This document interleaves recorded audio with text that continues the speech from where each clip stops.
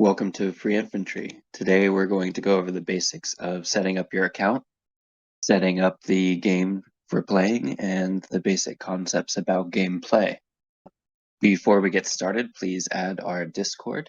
This is where you can get support throughout the day, regardless of peak time or not. We have a channel in here, the Capture the Flag University, CTFU, and we'd be more than happy to answer any questions you might have.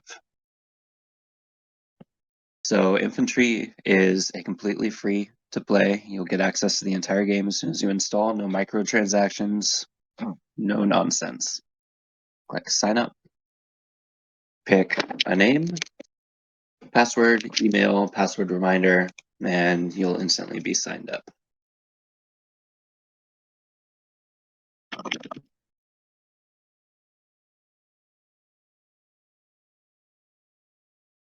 First thing we're going to do is set up our controls. So movement configuration should default to mouse mode.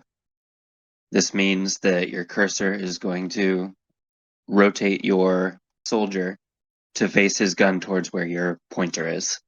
So make sure that everything here is set to none, as it will cause conflicts in other places. Just make sure everything is set to nothing. And then you're going to go to your keyboard button configuration. The rotation doesn't matter for mouse mode because you're going to automatically rotate to where your cursor is. And I'd recommend a basic WSAD setup here for forward, backward, and strafe left and right. It's just intuitive, like Counter-Strike controls. Lots of games have used it. I'm sure it'll be very familiar for you. And then you can reach lots of keys with that left hand from there as well, which is quite nice. You're going to want to set your weapon keys, but much of this can be done inside the game. But just make sure you don't have any duplicates here because they will have conflicts with each other and the key won't work if you have a duplicate. Message macros, you just want a couple here to start. Another thing to look for is this section right here, very important. Your map, your store, where you buy all your weapons and equipment. Skill screen, where you choose your class. Spectator mode, that's how you get in and out of the game. So to join the game, you'll be pressing that button. And obviously the main menu, which is where tons of features are, customization. Your adjust view out and in right here. That's your zoom, also pretty important. After all that is set, we're just going to look at the resolution. The bigger your resolution, the further you can see on the same screen without zooming, so that's quite nice. But it also makes your aim more difficult in close and medium range. So depending on what you want to do, you can judge from there. But 1080p is a pretty good resolution just to start. Anything down to like this range in here looks really nice. Anything in here looks like really nice for like an infantry class. But 1080p will allow you to see most of what's going on in most battles. So this is what's known as the zone select screen. This is the last thing you see before you get in game. These are different game types. There is a couple main different game types that are played nightly.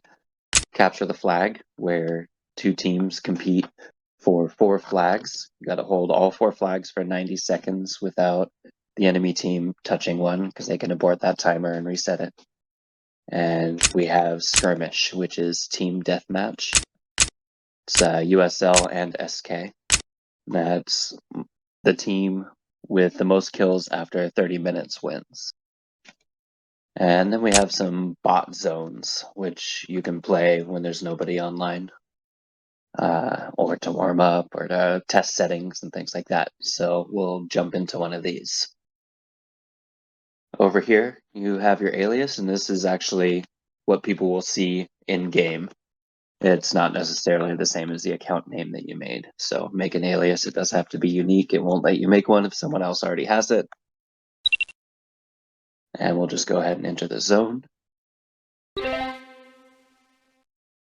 This is what you see when you enter. This is a general help tutorial you can read through when you join. Hit escape to get out of it. Escape brings up the game menu, so it'll bring you to the game menu. You have to hit escape again to close the game menu. But here's what you see. So we have our player list over here. These are the people in game. The spec is the team. That's like spectator mode.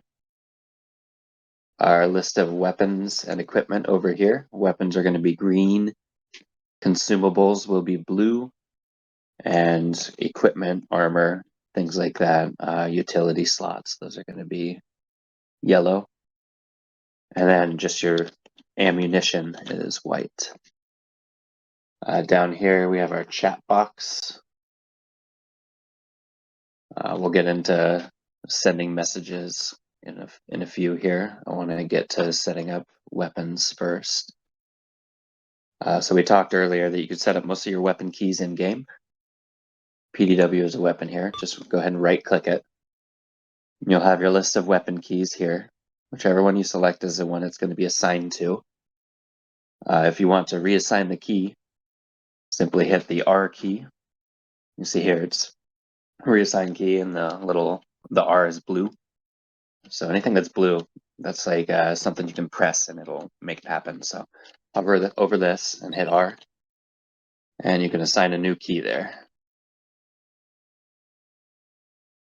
Conversely, you can say you already see that this one is set to control, and you know you want to change that. You can just click it, and I'll hit the H key, and it's changed there, and it's also changed on the list. So I can change that back. That's how that works. You want to make sure, again, you don't have any duplicates here, because the duplicate keys will like cancel each other out and it just won't work. For sending messages in the game, you hit enter to type. You can type anything and hit enter again to send it. And that's going to be public chat. To send a private message, hit a colon, type the name, and hit a colon again to close it. And when you type to them, it's going to be green. That's a private message. Also, you can right-click their name on the player list and click private message, and that'll type it for you. Just hit enter to type to start typing there, and you can type anything.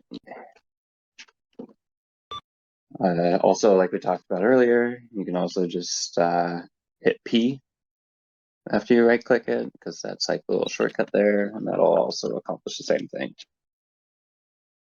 To talk to your team, you can use the apostrophe. Yellow chat is team chat. Hi, team. You can also do the double backslash there, and that's also hi, team. Single backslash is yet another shortcut for a private message. So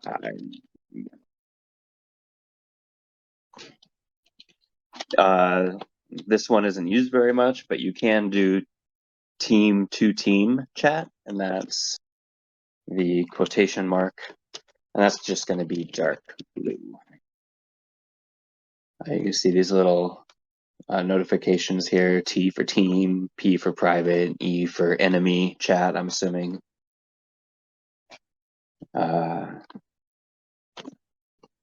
Next, we have our skill screen. This is where you choose classes. Pretty simple. Just choose a class and that's it. We have our store.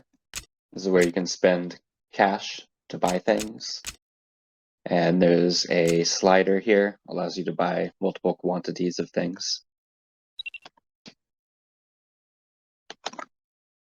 And lastly, you can increase your viewing area by making your messages transparent and your player list transparent.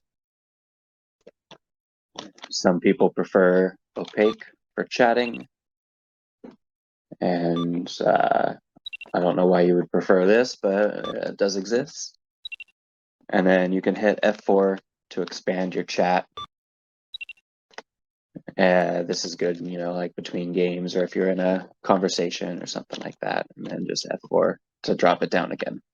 You can only change how big your chat is when it is opaque, and you just click on the border here, and it is draggable, and it'll just keep that.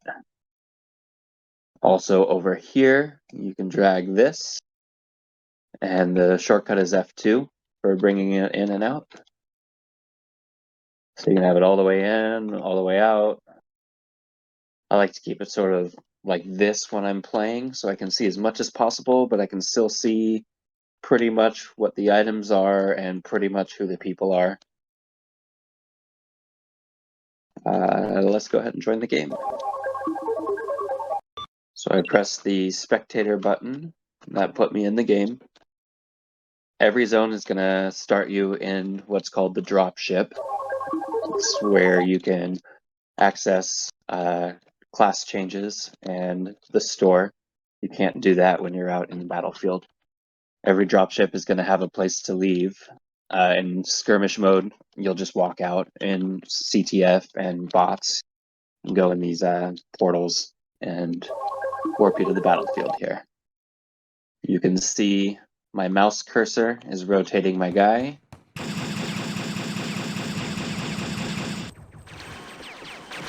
And I'm not necessarily just holding down the forward button and charging everything. You want to have, some good dodging left to right. Keep some space between yourself and the enemy. These are bots, so pretty easy, It's a good way to warm up and learn the game. You can see my health. It's right here, 80 HP. And we have bounty here, sort of a measurement of performance. It goes up exponentially as you get kills. Caps out at 30,000. And the more bounty you have, the more cash, experience, and points you get per kill. Going up exponentially as well. So, I'm only getting a couple hundred cash or experience per kill right now. It can get all the way up to several thousand per kill. And that's how you really get on leaderboards and things like that. You can see my energy to the left of my guy here. It's at 140, 40 now.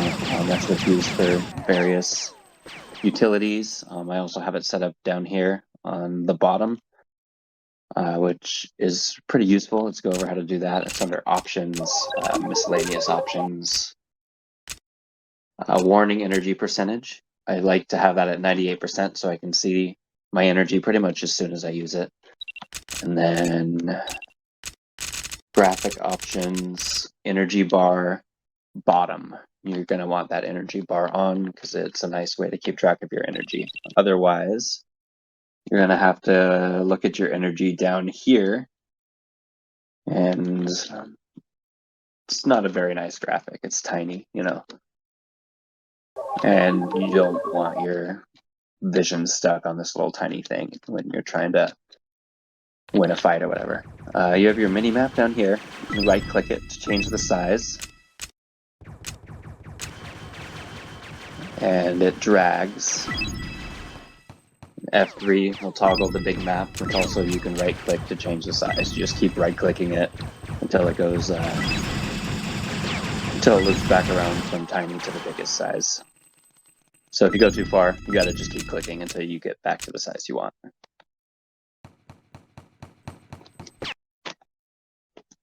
Hopping on over to Twin Peaks, capture the flag, go over a couple basic concepts here.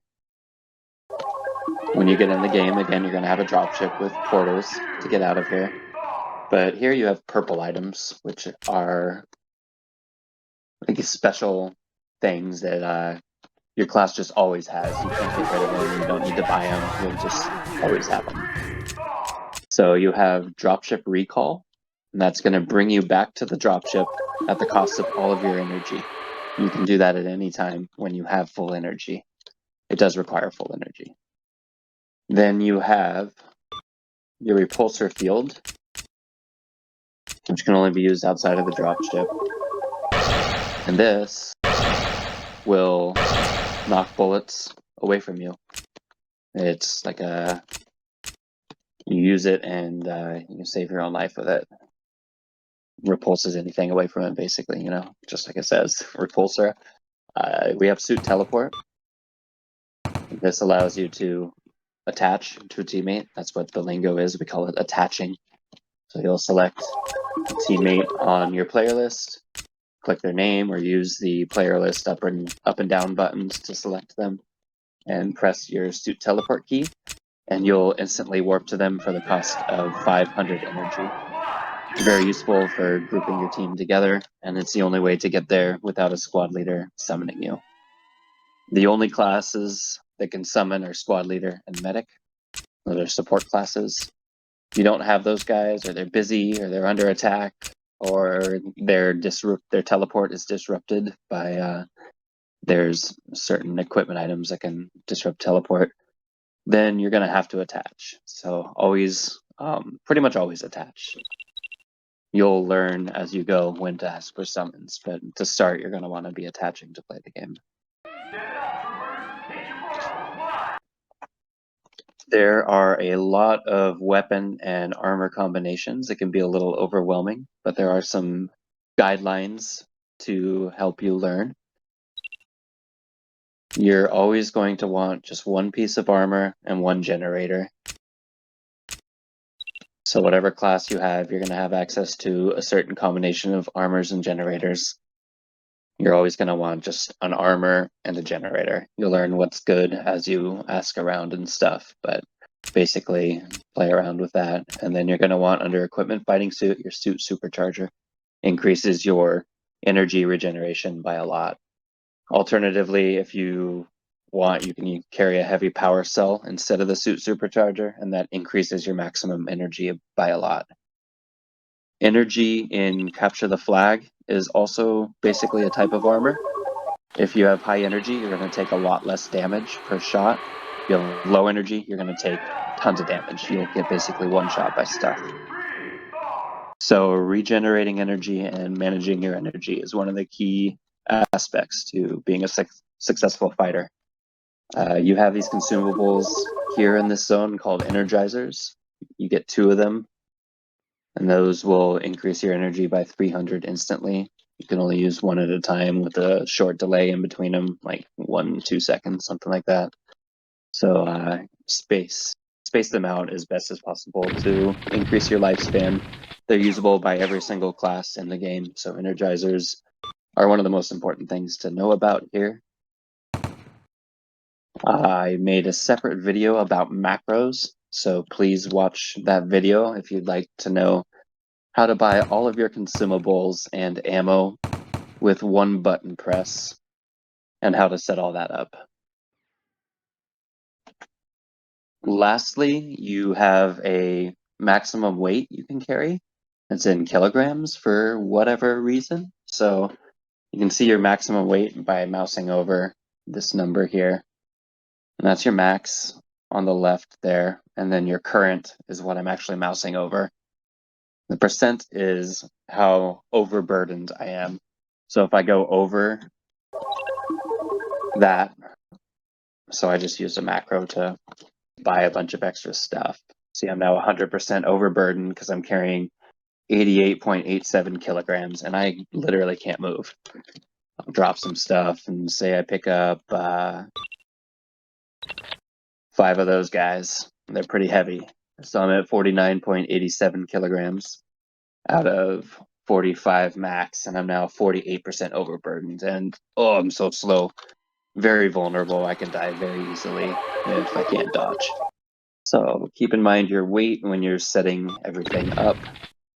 And if you're wondering why you can't move, double check that you're not overburdened.